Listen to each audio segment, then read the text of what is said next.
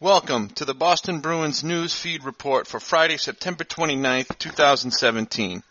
This is Joe Danker reporting for CLNS, a leading online provider of audiovisual coverage for the Boston Bruins. The Boston Bruins will start the 2017-18 regular season with the home opener against last season's Western Conference champs and Stanley Cup Finals runner-up, Nashville Predators, on Thursday, October 5th. But in the meantime, the Bruins have the preseason, and they played the second to last of these games Thursday night at the Wells Fargo Center in Philadelphia against the FLYERS. Let's be thankful it was only the preseason, as the Bees got smacked around by the FLYERS in a 5-1 loss. The defeat dropped the Bruins' preseason record to 4-2, and they visit the Chicago Blackhawks Saturday for the final preseason game. It wasn't pretty in Philly, although it appeared to start off on the right foot. Rookie Anders Bjork, playing right wing on the top line with Patrice Bergeron and Brad Marchand, scored halfway through the first period, but the goal was disallowed due to the ruling that Marchand used a hand pass to set up the score. FLYERS forward Travis Konecny scored on the power play to make it 1-0 before another Bruins goal was called back. Jake DeBrusk appeared to have scored, but the refs overturned it for goaltender interference. DeBrusk, the other top forward prospect along with Bjork, played left wing on the Krejci-Pasternak line and had this to say after the game about the overturned goal. Quote, "The league is cracking down on it," meaning goaltender interference. "I thought I got pushed a little by their defenseman. It was completely accidental. It's unfortunate that they called it back." End quote. Unfortunate indeed, and I'm happy to hear the young DeBrusk speaking his mind. But he does have to be careful with criticizing the refs. He wouldn't want to get a reputation this early in his career, and we know how refs can be with rookies, especially rookies who question their in-game calls. However, the FLYERS were rolling, mainly because the Bruins kept giving them power plays, a total of 4 in the first period, in fact, 3 of which they killed off. Flyer Jakub Voracek scored with just 10 seconds left in the first to make it 2-0 Philly. They extended their lead to 4-0 after 2 periods and essentially chased Tuukka Rask from net as he was replaced in the third period by Malcolm Subban, who made 6 saves on 7 shots. Speaking of penalties, the Bruins have now been asked to kill off 37 penalties in just 6 preseason games. They've been great at it, killing them at an 89% clip. But the concern is in how much they are playing shorthanded. Being down a man too much is no way to win hockey games, and the wear and tear it takes on the penalty killers is energy better spent on the attack. The Bees need to clean up the penalties.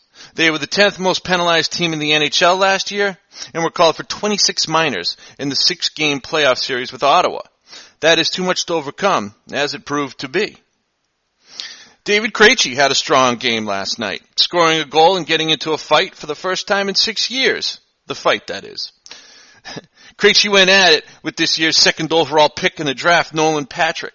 The youngster acquitted himself well enough, as did Krejci, but a bout between these two gentlemen is more likely to be a polite exchange of words and some shirt-grabbing more than any real fighting. However, a few soft uppercuts were thrown, and as far as preseason fights go, I'll take it. Mainly because Krejci didn't hurt his hands or any body part that could put him on the bench for any extended period of time. We've all seen what Krejci can do when he is healthy, but when he is injured, he virtually disappears on the ice. He simply is not effective when he is battling injuries. The Bruins' final preseason game will be in Chicago to face the Blackhawks on Saturday. Face-off is set for 8:30 p.m. Anders Bjork, the aforementioned rookie, is just 21 years old and entering his first year in the NHL. Getting a chance to play in the Bruins' top line with Bergeron and Marchand, 2 guys who have some of the best on-ice chemistry in the league, has to be considered a treat and a test for the young winger. Bjork has fit in well and seems to be on pace to pass the test. He scored his second goal of the preseason on Monday with a slick top-shelf snipe over the shoulder of Chicago's Corey Crawford, set up by a Marchand steal and a Bergeron feed. Well, that's well and good, but the words of Patrice Bergeron are perhaps more telling. Quote, "He's got that speed and smart to get open and find the openings in the quiet ice. He skates well. He made some great plays. We just needed to keep talking and keep finding each other more and more on the ice." End quote, Bergeron told reporters after Monday's game with Chicago. If Bjork can take his considerable puck skills and ice awareness and accept the coaching and instruction he will get from his line mates, the rookie could fit in very well on that line and become a contributor right away. Greg Wyshynski of Yahoo Sports' Puck Daddy Hockey blog came out with his NHL 2017-18 Eastern Conference predictions on Thursday, and the Bruins did not fare too well. He has the Bees finishing the season 5th in the Atlantic Division behind Toronto, Montreal, Tampa, and Ottawa, and out of the postseason. Wyshynski says this about the Bruins' chances, quote, "This is a transition year to much bigger and better things ahead. Play the kids, hope the top line carries the offense. It shouldn't be viewed as a disappointment if the Bruins miss the postseason, but rather a step back before a big leap forward." Wyshynski seems to have a lot of confidence in the youth and developing talent on the Bruins roster. Here's hoping he's right about the big leap forward.